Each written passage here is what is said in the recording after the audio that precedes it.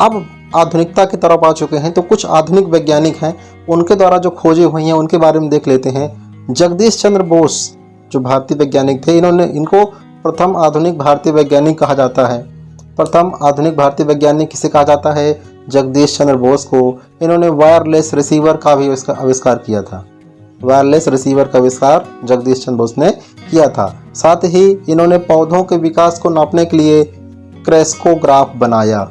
पौधों के जो विकास है, लंबाई है, इसको नापने के लिए क्रेस्कोग्राफ बनाया था। आगे बात करते हैं, अगला नाम आता है बीरबल साहनी। बीरबल साहनी बहुत ही महत्वपूर्ण नाम है। ये भारतीय पूरा वनस्पति विज्ञान के जनक कहे जाते हैं। फादर ऑफ पैलियोबॉटनी इनको कहा जाता है। यानी कि वह विज्ञान, वो पौधों का अध्ययन जो प्राचीन काल में थे, वर्तमान में विलुप्त हो चुके हैं या उनके अवशेष मात्र रह गए हैं, उनका अध्ययन करने वाले जो विज्ञान की शाखा है उसको पैलियोबॉटनी कहा जाता है। और उसके जनक हैं बीरबल साहनी जी। बीरबल साहनी जी। आगे बात करते हैं चंद्रशेखर वेंकट रमन। चंद्रशेखर वेंकट रमन, इन्होंने रमन प्रभाव पर काम किया था। इसके लिए 1930 में इनको नोबेल पुरस्कार प्रदान किया गया। और ख़ास बात है 28 फरवरी को इनका जन्म था और इसी जन्म के उपलक्ष्य पर राष्ट्रीय विज्ञान दिवस भी मनाया जाता है। तो चंद्रशेखर वेंकट रमन बहुत महत्वपूर्ण थे। रमन प्रभाव की खोज की थी 1930 में नोबेल पुरस्कार, और राष्ट्रीय विज्ञान दिवस 28 फरवरी को इन्हीं के जन्मदिन के आधार पर मनाया जाता है। बात करते हैं अगले श्रीनिवासन रामानुजन। श्रीनिवास रामानुजम, इन्होंने कोई गणित की औपचारिक शिक्षा प्राप्त नहीं की थी, फिर भी इन्होंने 3900 प्रमेयों का संकलन किया था। 39 प्रमेय की रचना इन्होंने किया था। श्रीनिवास रामानुजन बहुत ही होनहार प्रतिभाशाली व्यक्ति रहे हैं। इनका जन्मदिन है 22 दिसंबर। और 22 दिसंबर को भारत में राष्ट्रीय गणित दिवस मनाया जाता है। नेशनल मैथमेटिक्स डे मनाया जाता है 22 दिसंबर को। याद रखिएगा, 22 दिसंबर नेशनल मैथमेटिक्स डे क्यों मनाया जाता है? श्रीनिवास रामानुजन के जन्मदिन के उपलक्ष्य में। आगे चलते हैं मेघनाथ साहा। मेघनाथ साहा जी की बात करते हैं। इनके थर्मल आयोनाइजेशन के सिद्धांत को खगोल विज्ञान के तारकीय वायुमंडल के जन्म और उनके रासायनिक संगठन की जानकारी का आधार माना जाता है। इन्होंने एक तरीके से थर्मल आयोनाइजेशन पर काम किया था। बात करते हैं आज़ादी के दौरान। मेघनाथ साहा बहुत ही महत्वपूर्ण पर्सनालिटी रहे हैं, केवल वैज्ञानिक सोच में नहीं बल्कि आज़ादी के दौरान अनुशीलन समिति से भी जुड़े रहे, और इनका संपर्क सुभाष चंद्र बोस और राजेंद्र प्रसाद जैसे राष्ट्रवादी नेताओं से भी था। यानी कि एक तरीके से राष्ट्रवाद से प्रेरित रहे हैं मेघनाथ साहा जी। अगले आते हैं एम विश्वेश्वरैया। नाम सुनते ही सभी के चेहरों पर मुस्कान आती है, क्योंकि ये इंजीनियरों के लिए भगवान से कम नहीं है। 1955 में भारत रत्न से अलंकृत किए गए। इनका जन्मदिन 15 सितंबर को है, और इसी दिन अभियंता दिवस मनाया जाता है। इंजीनियर्स डे मनाया जाता है 15 सितंबर को। क्यों मनाया जाता है? एम विश्वेश्वरैया के द्वारा। इनके बारे में आप देख लीजिए, अगली लाइन लिखी हुई है, दक्षिण भारत में एक जटिल सिंचाई व्यवस्था को इन्होंने इम्प्लीमेंट किया था। यानी कि दक्षिण भारत को आप समझ लीजिए कि पथरीली ज़मीन जब होती है तो वहाँ पर सिंचाई की व्यवस्था करना बहुत ही जटिल काम है। उस जटिल परिस्थितियों में भी इन्होंने जो भी प्रोजेक्ट इनको मिला इन्होंने सफलतापूर्वक उसको वहाँ पर लॉन्च किया, इसलिए इनका नाम लिया जाता है एक बेहतर सफल इंजीनियर या इंजीनियरों के प्रणेता के रूप में।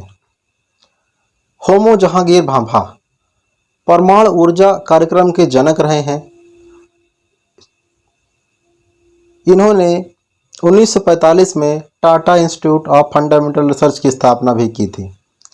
1948 में फिर क्या हुआ था, परमाणु ऊर्जा आयोग की स्थापना हुई और इसके पहले अध्यक्ष भी डॉक्टर होमो जहांगीर भाभा जी नियुक्त हुए। अगले आते हैं डॉक्टर विक्रम अम्बालाल साराभाई। ये भारतीय अंतरिक्ष कार्यक्रम के जनक कहे जाते हैं। विक्रम साराभाई को भारतीय अंतरिक्ष कार्यक्रम का जनक कहा जाता है। इनके ही प्रयासों के द्वारा 1969 को इसरो की स्थापना हुई थी। इसरो की स्थापना हुई थी।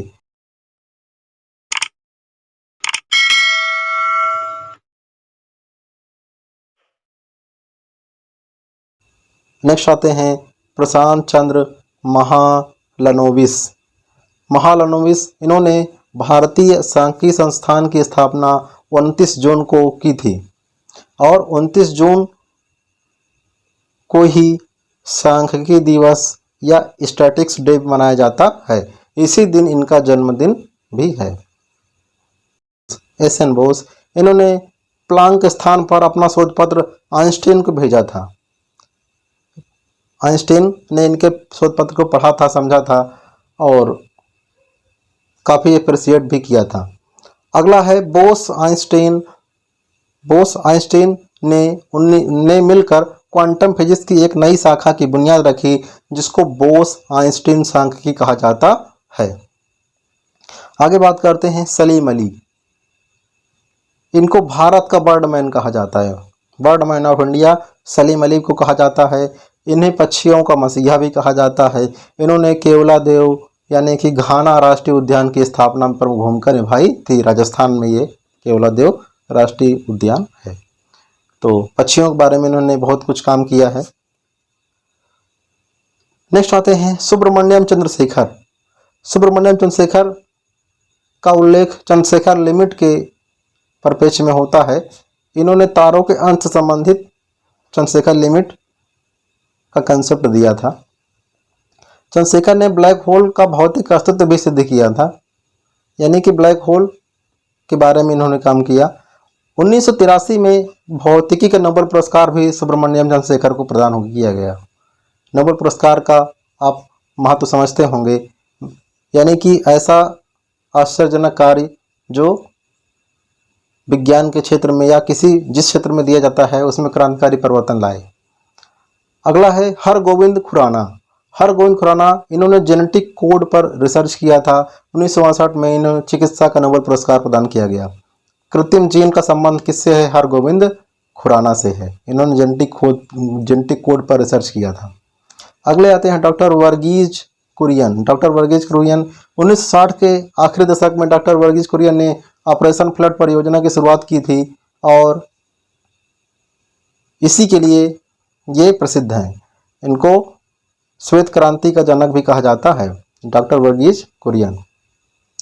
नेक्स्ट आते हैं हमारे सबके favourite doctor APJ Abdul Kalam. इनको मिसाइल मैन भी कहा जाता है। भारत में इन्होंने integrated guided missile development programme की शुरुआत की थी। इनके अंडर में ही अग्नि और पृथ्वी जैसी मिसाइलें देश को मिली हैं। यानी कि मिसाइलों की बात करेंगे तो डॉक्टर कलाम का नाम सबसे पहले आता है। वर्ष 2002 में ये भारत के राष्ट्रपति भी चुने गए। नेक्स्ट वैज्ञानिक का जो नाम आता है उनका नाम है professor CNR Rao. CNR Rao इन्होंने सॉलिड स्टेट और मटेरियल केमिस्ट्री के विशेषज्ञ प्रोफेसर के रूप में 1914 में भारत रत्न पुरस्कार प्राप्त किए थे। इन्होंने जो भी काम किए इसके लिए इनको भारत रत्न का पुरस्कार प्रदान किया गया। नेक्स्ट आता है सत्यनारायण गंगाराम पित्रोदा। सत्यनारायण गंगाराम पित्रोदा, इनको हम सैम पित्रोदा भी कहते हैं। 2005 में भारत के राष्ट्रीय ज्ञान आयोग के ये अध्यक्ष बने और इनके ही सहयोग से डिजिटल डिवाइड को बांटने की मजबूत कोशिश की गई। 2009 में इनको पद्म भूषण का पुरस्कार प्रदान किया गया। अगले वैज्ञानिक आते हैं अनिल काकोडकर। अनिल काकोडकर भाभा परमाणु अनुसंधान केंद्र के निदेशक रहे थे। थोरियम आधारित उन्नत भारी जल संयंत्र पर भारत की आत्मनिर्भरता के समर्थक रहे हैं। यानी कि ये उन्नत भारी जल संयंत्र पर भारत को विकसित होना देखना चाहते थे कि भारत निर्भर किसी पर न रहे, स्वयं इसको डेवलप कर ले। अगर थोरियम को उन्नत आप कर लेते हैं अपनी टेक्नोलॉजी के माध्यम से तो परमाणु बम भी आप आसानी से बना सकते हैं। अगला है वेंकट रामन रामकृष्णन। इन्होंने क्या किया था, कोशिका के अंदर जो प्रोटीन बनाने वाले राइबोसोम्स होते हैं उसकी संरचना और कार्य प्रणाली के क्षेत्र में शोध किया था।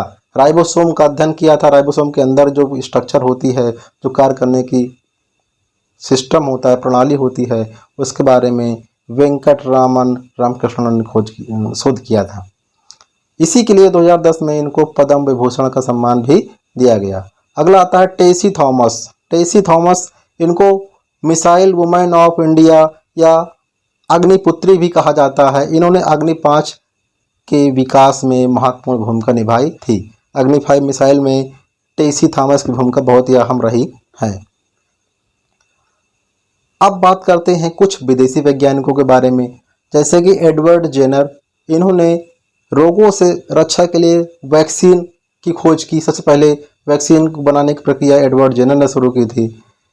अगला आता है अलेक्जेंडर फ्लेमिंग। इन्होंने पहली एंटीबायोटिक पेनिसिलिन की खोज की थी। पेनिसिलिन का आविष्कार या रिसर्च करके बनाया था। अगला है मैडम क्यूरी। इन्होंने रेडियम और पोलोनियम की खोज की। गैलीलियो ने दूरबीन की खोज, थॉमस एल्वा एडिसन ने ग्रामोफोन और विद्युत की यानी विद्युत बल्ब की खोज की थी।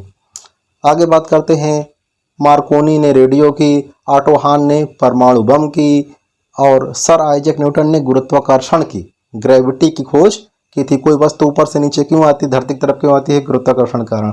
खोज किसने की थी, सर आइजैक न्यूटन ने।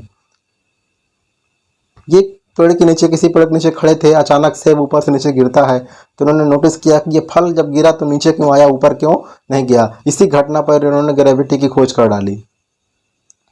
इसके पहले भी फल गिरे होंगे लेकिन किसी ने ध्यान न दिया होगा। इन्होंने फोकस किया, ध्यान किया और उसी पर काम करके इन्होंने एक सिद्धांत बनाया, उसको गुरुत्वाकर्षण का नियम कहा गया। अगला आता है एलेसांड्रो वोल्टा। इन्होंने विद्युत सेल बनाए। फैराडे ने डायनामो, विलियम रोंजन ने एक्सरे की खोज की। जॉन लोगी बेयर्ड, आधुनिक टेलीविज़न जो है इसकी शुरुआत कैसे हुई, जॉन लोगी बेयर्ड के द्वारा आविष्कार किया गया। इसके अलावा अल्बर्ट आइंस्टीन ने फोटो इलेक्ट्रिक प्रभाव की खोज की थी, प्रकाश विद्युत प्रभाव की खोज की थी। तो ये आज हमने वैज्ञानिकों के बारे में अध्ययन किया जो भारत से संबंधित थे या विदेशों से संबंधित रहे हैं। आगे हम बात करेंगे कुछ विज्ञान से संबंधित प्रेस्टिजियस अवार्ड की, जैसे कि शांति स्वरूप भटनागर पुरस्कार। यह जीव विज्ञान, भौतिक और रसायन या चिकित्सा, अभियांत्रिकी, गणित या पर्यावरण, इन सभी किसी न किसी क्षेत्र में जो अच्छा काम होता है उसके लिए CSIR द्वारा प्रदान किया जाता है। अगला है कलिंग पुरस्कार। यह सामान्य जनता के लिए विज्ञान और प्रौद्योगिकी की व्याख्या में उत्कृष्ट योगदान के लिए प्रदान किया जाता है। और कौन देता है इसको, यूनेस्को द्वारा। कलिंग पुरस्कार कौन देता है, यूनेस्को को। यूनेस्को द्वारा किसको देते हैं, सामान्य जनता को, वैज्ञानिक को नहीं, आम जनता को भी इसको पुरस्कार ये मिलता है। अगला है ओम प्रकाश भासीन पुरस्कार। यह साइंस के क्षेत्र में एक्सीलेंट वर्क के लिए या उत्कृष्ट कार्य के लिए प्रदान किया जाता है। अगला है पुरस्कार बोरलॉग पुरस्कार। बोरलॉग पुरस्कार उर्वरक कंपनी कोरोमंडल इंटरनेशनल लिमिटेड द्वारा पर्यावरण के क्षेत्र में शोध के लिए 1972 से यह पुरस्कार प्रारंभ हुआ है, हर वर्ष दिया जाता है। आगे बात करते हैं विश्व खाद्य पुरस्कार। विश्व खाद्य पुरस्कार कृषि के क्षेत्र में विशेष शोध के लिए प्रदान किया जाता है। आगे बात करते हैं GD बिरला पुरस्कार 1991। GD बिरला पुरस्कार 1991, इसमें 2.5 लाख रुपए विजेताओं को दिए जाते हैं। तो ये हुए कुछ बेहतरीन प्रेस्टिजियस अवार्ड्स जिनको हमको जानना चाहिए और विज्ञान के बारे में अपनी जानकारी बढ़ाना चाहिए। तो आज बहुत ही अच्छी अच्छी जानकारियाँ, बहुत ही नॉलेजेबल जानकारियाँ, वो जानकारी जिनको हमको होना चाहिए वो जानकारी यहाँ से प्रदान की गई है। यह एक एजुकेशनल चैनल है और हम कोशिश करेंगे उस ज्ञान को, उस नॉलेज को आपके सामने लाया जाए जो आपके लिए बहुत आवश्यक है, जिसको जानना बहुत ज़रूरी है। तो ठीक है, चलते हैं, मिलेंगे किसी नए टॉपिक के साथ अगले वीडियो में। तब तक के लिए बहुत बहुत धन्यवाद। Thank you. God bless you.